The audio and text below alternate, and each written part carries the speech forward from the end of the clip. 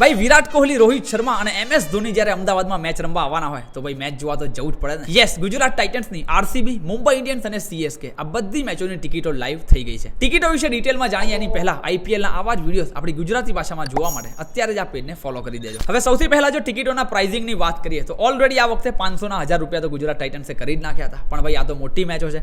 Mumbai Indians, RCB અને CSK ની મેચની ટિકિટો 1200 રૂપિયાથી ચાલુ થાય છે. એટલે 1200 અને 1500 રૂપિયામાં તમને મોદી સ્ટેડિયમના ઉપરના સ્ટેન્ડની ટિકિટો મળી જવાની છે. 2000 રૂપિયામાં તમને નીચેના પરંતુ સાઈડના સ્ટેન્ડની ટિકિટો મળી જવાની છે. પણ સૌથી ઇમ્પોર્ટન્ટ, જો તમારે વિરાટ કોહલી, રોહિત શર્મા કે પછી MS ધોનીને નજીકથી જોવા હોય તો કયા સ્ટેન્ડમાં બેસવાનું? તો એના માટે તમારે સાઉથ પ્રીમિયમ ઈસ્ટ કે જેનો ભાવ 6000 રૂપિયા છે, અથવા તો પછી H બ્લોકની ટિકિટ પણ તમે લઈ શકો છો. કારણ કે IPLની મેચોમાં બધી જ અવે ટીમ્સ એટલે કે ગુજરાત ટાઇટન્સની સામે જે પણ ટીમો હોય એનું ડગઆઉટ સાઉથ પ્રીમિયમ ઈસ્ટની આગળ રહેતું હોય છે. એટલે જો તમે પણ RCB, CSK અથવા તો પછી MI ને સપોર્ટ કરવા માટે જવાના હોય તો ભાઈ સાઉથ પ્રીમિયમ ઈસ્ટ અથવા તો પછી H બ્લોકની ટિકિટ લઈ લેજો. બાકી જો તમે ગુજરાત ટાઇટન્સને સપોર્ટ કરવા માંગતા હોય અને ગુજરાતની ટીમના ડગઆઉટની બિલકુલ પાછળ બેસવા માંગતા હોય તો સાઉથ પ્રીમિયમ વેસ્ટ અથવા તો પછી A બ્લોકની ટિકિટ પણ તમે લઈ શકો છો. બુક માય શોની વેબસાઇટ અને એપ્લિકેશન ઉપર જઈને તમે ટિકિટ બુક કરી શકવાના છો. ટિકિટ બુક કરવા માટેની લિંક મેં આપણી ટેલિગ્રામ ચેનલ અને ઇન્સ્ટાગ્રામના બ્રોડકાસ્ટ ગ્રુપમાં મૂકી દીધેલી છે. બાકી ભાઈ જો તમારે મેચની સાથે સાથે અનલિમિટેડ ફૂડની મજા માણવી હોય એ પણ એસીમાં બેસીને, તો એવી ટિકિટોના ભાવ 15000 રૂપિયાથી ચાલુ થાય છે. મોકલી દેજો આ વિડીયો તમારા બધા જ ગુજરાતી ક્રિકેટ પ્રેમી મિત્રો સુધી કે જેઓ કદાચ MS ધોનીના ફેન હોય, વિરાટ કોહલીના ફેન હોય અથવા તો પછી રોહિત શર્માના ફેન હોય અને ગુજરાત ટાઇટન્સની સામેની આ મેચ આપણા અમદાવાદના નરેન્દ્ર મોદી સ્ટેડિયમમાં એન્જોય કરવા માંગતા હોય.